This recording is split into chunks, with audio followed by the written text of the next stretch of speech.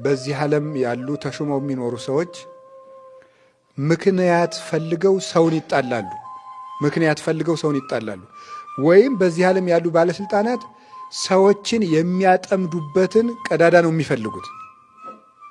እግዚአብሔር ደግሞ ሰዎችን የሚያድንበትን ቀዳዳ ነው የሚፈልገው። ልዩነቱ ይሄ ነው። እገሌ በምን ስቶ ካፉ ምን አግኝተን እናጥምደው፣ ምን ተሳስቶ ስተት አግኝተን እናጥምደው፣ እንክሰሰው፣ እንሰረው፣ ከገሌ ምን ኃጢአት ፈልገን ስሙን እናጥፋው፣ እገሌ ምን ሲሰራ ባገኘ ነውና ባጋለጥ ነው ብሎ የዚህ ዓለም ነገሥታት። እግዚአብሔር ግን ሁሉን እያየ ራሱ እንዳላየ ያልፋል። እንደሱ ብቻ አይደለም፣ ያንን አጥፍቶ እንኳን የሰው ልጅ እግዚአብሔር ያንን ሰው የሚምርበት ምክንያት እስከሚያገኝ ድረስ ነው የሚተጋው። እና መምህር አስቀድሞ የሚልከው ይሄ ነው። አሁን በኤርምያስ እግዚአብሔር አስተማረ አይባልም፣ ተለማመጠ ነው የሚባለው። በደንብ ነው የለመናቸው እስራኤል። እንዲህ ይሆናል እባካችሁ ተው፣ እንዲህ ይሆናል ቢሉ ተዋቸው። አረ ተው ወገኖች እስራኤል አትርሱኝ አለ እግዚአብሔር። ትንቢተ ኤርምያስ ምዕራፍ 2 ቁጥር 28 እስከ 33 ላይ ደረገራቸው። ትረስእኑ መራት ሰርጓ፣ ሙሽራ ጌጧን ትረሳለች ወይ? እንግዲህ አንዲት ሴት የሰርግ ቀን እያላት የምታጌጥበትን ነገር ትተዋለች ወይ? የሰርግ ልብሷን ትታ ሰርግ ትጠብቃለች ወይ? ክብሯ የሰርግ ልብሷ ነው። ወገኖች እስራኤል ግን እኔን ለማይቆጠር ወራት ረስተውኛል ይላል። ስለምን እኔን ተዋችሁኝ? ሲናገር ደግሞ ምንድን ነው? ሕዝቤ ሆይ 3 በደል በድላችሁ ነው የሚላቸው። አንደኛው እኔ ክብርህ ነበርኩኝ፣ ክብርህ የሆንኩት እኔን ተውክ ይለዋል።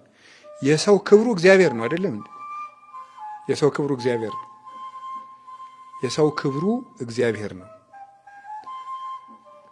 ጉልበት ያስከበረው የነበረ ሰው እግዚአብሔር የተለየለት በጉልበት መከበሩ ይቀራል። ለምሳሌ ሶምሶን በጉልበቱ ይከበር ነበረ። ያ ጉልበት ግን ያስከበረው እግዚአብሔር ከእርሱ ጋር ስለነበር ነው። ስለዚህ እንኳንስ ራሱ ተዋግቶ ከቀበሮዎች ጅራት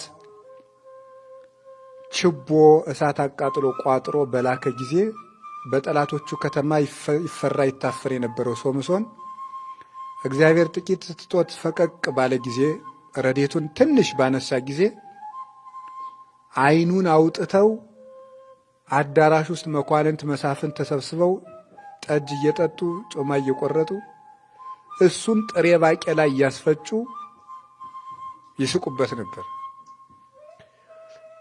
ተጎንብሶ መጥቶ እስኪ ና አዳራሹ ውስጥ ዝፈንልን እያሉት ወደ እነሱ ሲመጣ ምሰሶ ይዞ ለመስፈን ሲመጣ ወዲህ ሲሄድ ምሰሶ እየገጨ ወዲያ ሲሄድ ሲወድቅ ሲደናበር መሳቂያ ሆኖ ነበር። እግዚአብሔር በአንዲት ጠጠር ጎልያድን በመግደል ያስከበረው ዳዊት ረዴቱን ባነሳ ጊዜ አንተ የውሻ ሬሳ የመሰልክ ተብሎ ተሰድቧል።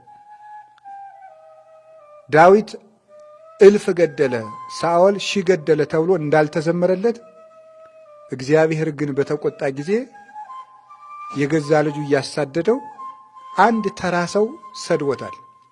አንተ ጭንጋፍ ብሎታል ዳዊትን። ስሙ በተጠራበት ይፈራ ይታፈር የነበረው ዳዊት ማለት ነው። የሰው ልጅ ክብሩ እግዚአብሔር ነው። እውነቴን ነው፣ ሌላ አይደለም። በሄደበት ሁሉ መታፈር፣ መፈራት፣ ግርማን የሚሰጥ እግዚአብሔር ነው። እግዚአብሔር ሲኖር ሰው ብቻውን ይፈራል። እግዚአብሔር ሲለይ ደግሞ ሰው ሰራዊት ይዞ ይፈራል። እንደዚያ ነው፣ ይጨነቃል። ኤልያስ በአካብ ፊት የቆመ ብቻውን ነው። ኤልያስን ሊገድል አካብ ሲፈልገው ከርሟል 3 ዓመት። ኤልያስ አገኘው። አንተኑ ዘትገፈትኦሙ ለእስራኤል አለው። እስራኤልን የረጅም አጭር፣ የወፍራም ቀጭን፣ የቀይ ጥቁር የምታደርጋቸው በረሃብ አለንጋ የምትገለባብጣቸው ኤልያስ አንተ ነህ አለው። አኳነ ዘገፈተውሙ ለእስራኤል፣ እኔ አይደለሁም እስራኤልን የረጅም አጭር፣ የወፍራም ቀጭን፣ የቀይ ጥቁር ያረኳቸው፣ አንተና ቤተሰቦች ጣዖት እያመለካችሁ ኃጢአት እየሰራችሁ ነው አለው ንጉሡን። ስለምን አልገደለውም? እግዚአብሔር በኤልያስ ትከሻ ላይ ስለነበረ ብቻውን ተፈራ። ንጉሥን ነቢዩ ዳንኤል ይችን ዓለም እንደ ሰም አቅልጦ እንደ ገል ቀጥቅጦ በነሳው በገዛው በናቡከደነጾር ፊት ሲቆም ያልገደለው ለምንድን ነው? ብልጣሶርን ትሞታለህ፣ ማኔ ቴቄል ፋሬስ ማኔ ብሂል ሰፈራ እግዚአብሔር ለመንግሥትከ ወተረክበት ሕጽጽተ፣ መንግሥትህን እግዚአብሔር ቆጠራት ጎላ ተገኘች አለው። እንዲህ ብሎ ሲነግረው ወተደሎት በመዳልው እግዚአብሔር በሚዛን መዘናት፣ ወተውበት ለካልከ ለሌላም ተሰጠች፣ እነሆ አንተ ዛሬ ትሞታለህ አለው። እና እንደዚህ ሲለው ንጉሡ ዳንኤልን እንዳይገለው የሚያደርግ ማን ነው? እግዚአብሔር ክብር ነው። እግዚአብሔር ክብር ነው። ሰራዊት የማያመጣውን ክብር እግዚአብሔር ለብቸኝነት ክብር ይሰጣል። ዮሴፍ በፈርዖን ፊት በጨካኙ ፊት እንዲቆም ያደረገው እግዚአብሔር ነው። በግ ጠባቂ የነበረውን ዲዳ አከናምነው በሚናገሩ በግብፅ ፈላስፎች ፊት ቆሞ ንጉሡን እግዚአብሔር ሕዝቤን ልቀቅ ብሎሃል ብሎ እንዲናገር ያደረገው እግዚአብሔር ነው። ፈርዖን ፍልጥ የሚመገቡ ፈረሶች የሚሸከሙትን ሰረገላ ይዞ መጥቶ ያልፈራችው ባህር እግዚአብሔርን ተሸክማ ሲሆን ግን የሙሴን በትር ፈራች። እግዚአብሔር ሲለይ ሰረገላም እንኳን ሊፈራ ያሰጥማል። እግዚአብሔር ሲኖር ግን ቀጭን በትርም ባህር ይፈራታል። እግዚአብሔር ግርማ ነው፣ ክብር ነው። እና ሕዝቤ ክብሩን ተወ ብሎ ነበረ ኤርምያስ የነገራቸው። ሕዝቤ ክብሩን ተወ። ክብሩ ማን ነው? እግዚአብሔር ነው። በዚች ምድር ላይ በጣም የሚገርመኝ ነገር ምንድን ታውቃላችሁ? የሰው ልጆች በዚች ምድር ላይ የሚፈልጉት ትልቅ ነገር ክብር ነው።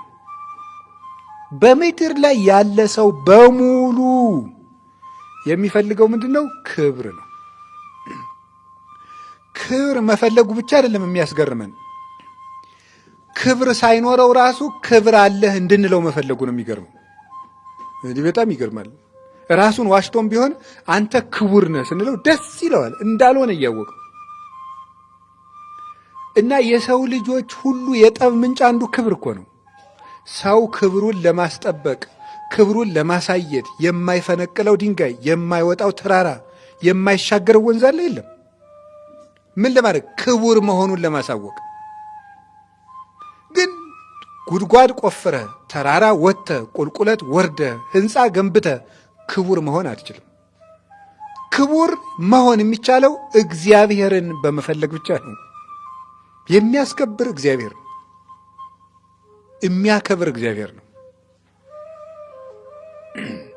እግዚአብሔር ከፈቀደ ነውርን ሸፍኖ ያስከብራል። እግዚአብሔር ካልፈቀደ ግን ንጽህናም አያስከብርም። እግዚአብሔር የሌለበት ከሆነ ዘይት የሌለው ማሰሮ ማለት እኮ ያለ ምን ማለት መሰላችሁ? ፍቅር የሌለው ድንግልና ማለት ነው። ክብር የለሽ ነው ያም ራሱ። እኔ አሁን ክብሬን ጥብቄያለሁ ብሎ አንድ ሰው በድንግልና ነው መኖር ሊል ይችላል። አምስቱ ደናግል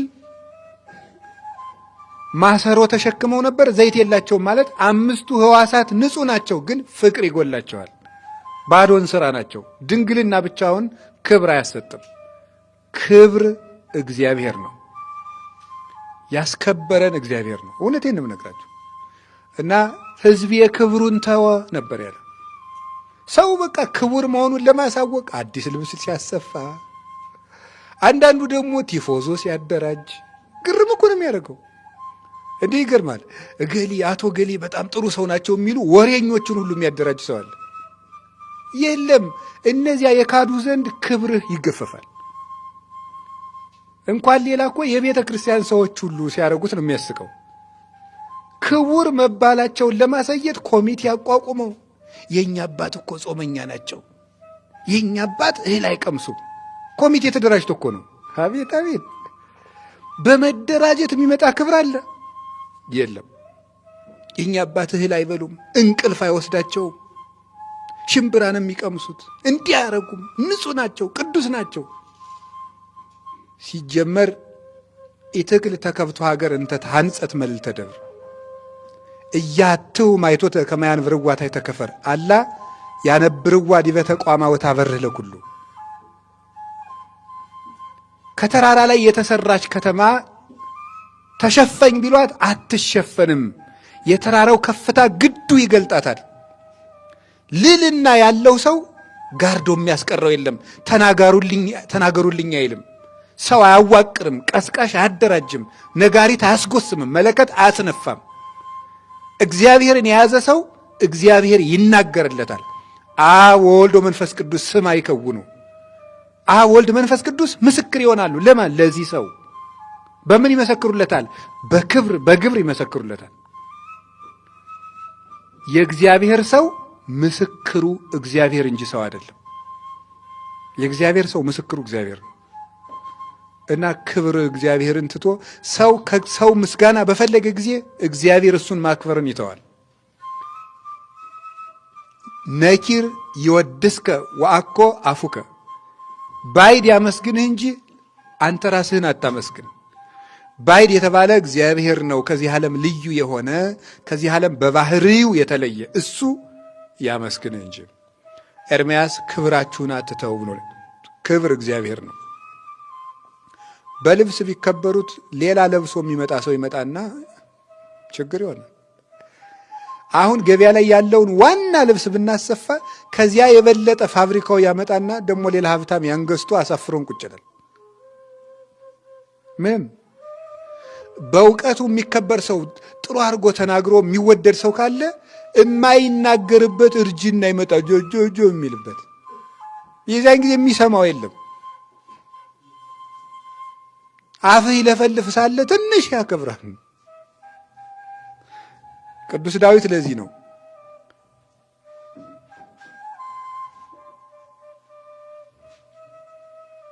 ኃይሌ በተለየኝ ጊዜ አትተወኝ አለ። ኃይሌ ያለው ምን ብለው ተርጉምታ ሊቃውንቱ? አይምሮዬ በተለየኝ ጊዜ። አዋቂ ሲባል ሰውን ይወዳል። ዕውቀቱን ለሰው በማይተርፍበት ጊዜ ግን ማንም ዞር ብሎ የማየው የለም። ምናልባት እኮ አሁን አንደበታቸው የማይናገር በየመቃብር ቤቱ ብዙ ሊቃውንት አሉ።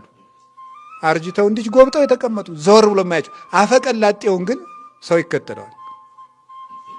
እነዚያን የሚያቸው የለም። በጊዜው ይናገሩ ሳለ ሰው ይወዳቸው ነበር። ዛሬ ግን የሚያስባቸው የለም።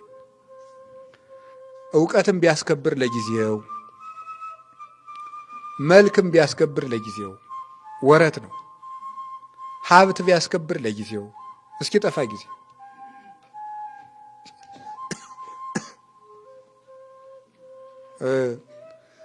ሹመትም ቢያስከብር ለጊዜው። የዚህ ዓለም ሰው ሆሆ ዋዘኛ አይደለም።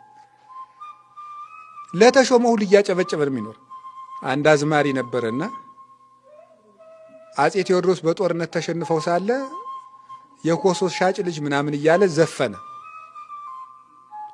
ዘፈነና መልሶ አጼ ቴዎድሮስ ጦርነቱን አሸንፈው ከተማ ሲገቡ ደግሞ ምን አደረግ መሰላችሁ? አሁን ምን ያደርጋል የአዝማሪ ቀልማጣ ይገባዋል እንጂ በሰይፍ ሊቀጣ አለ። በል በተናገረው ፍረድበት አሉ ይባላል። ቀድሞ እንዲያብሎ እንዳልተሳደበ ደግሞ መልሶ አንዱ ሲያሸንፍ ለአንዱ የዚህ አዝማሪ ሕይወት ያለው ሰው ነው። የዚህ ዓለም ሹመት ቢያስከብር ለጊዜው ነው። አምና ላጨበጨበለት ከተሸነፈ ዘንድሮ ያጨበጭብበታል። እንደዚያ ነው። እግዚአብሔር ያከበረውን ሰው ግን ማን ይከሰዋል? ማንም። እግዚአብሔር ክብር ነው ወገኖች፣ ያስከብራል። ሁለተኛ እግዚአብሔር ምንድን ነበር ያላቸው?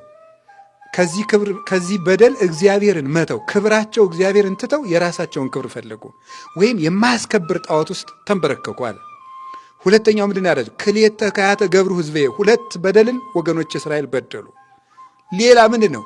ሀደጉኒ ሊተ ላዘቅተ ማየ ሕይወት፣ የሕይወት ውሃ ምንጭ የምሆን እኔን ተውኝ። ትንቢተ ኤርምያስ ምዕራፍ 2 ቁጥር 11 ላይ ሲናገር የሕይወት ውሃ ምንጭ የምሆን እኔን ተውኝ ይላል። እግዚአብሔር የሕይወት ውሃ ነው። የሕይወት ውሃ ማለት የሚያሳርፍ፣ ሰላም የሚሰጥ፣ ደስታ የሚሰጥ፣ ሁከትን የሚያጠፋ፣ ከመቅሰፍት የሚሰውር፣ እማያውክ ተደላድሎ የሚያኖር የረፍት ውሃ ክርስቶስ ነው።